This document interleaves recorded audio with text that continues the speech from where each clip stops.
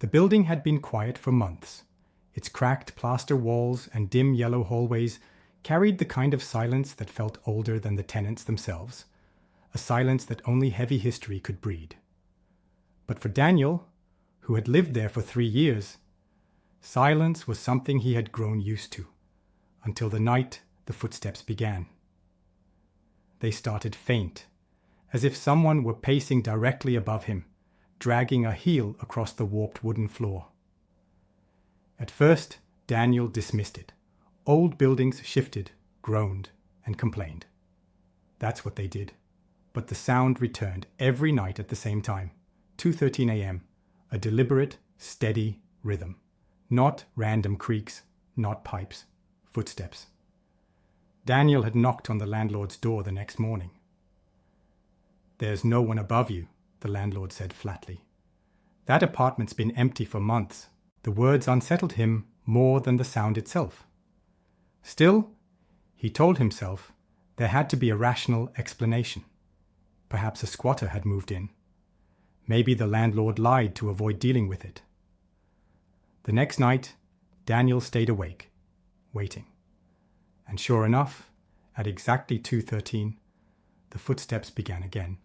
Slow, heavy, crossing from one side of the ceiling to the other. Then they stopped. Daniel held his breath.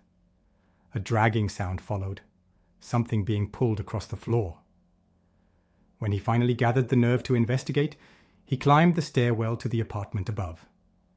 The door was bolted shut, dust thick on the handle. No footprints in the dirt, no sign anyone had entered. Yet, when Daniel pressed his ear to the door, he swore he heard breathing on the other side. The days that followed blurred into restless nights. His friends told him he looked pale, gaunt, like he hadn't slept in weeks. He hadn't. Because now, the footsteps weren't just above him. Sometimes he swore they echoed just outside his bedroom door. Then one night, Daniel made a choice. He brought a hammer, pried the lock, and stepped into the forbidden apartment. Inside, the air was heavy, stale with abandonment. Dust lay thick on the counters, furniture draped with white sheets. The place was empty, but it felt watched. The only disturbance was in the corner of the living room, where deep gouges marked the wooden floorboards. Scratches, long and uneven, as if something had been dragged repeatedly into the center of the room.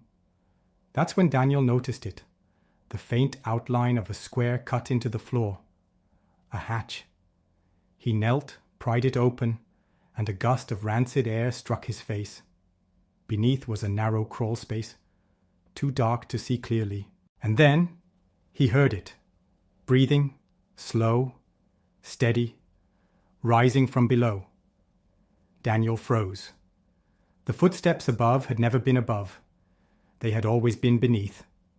The hatch creaked wider on its own, and in the silence that followed, something began climbing up.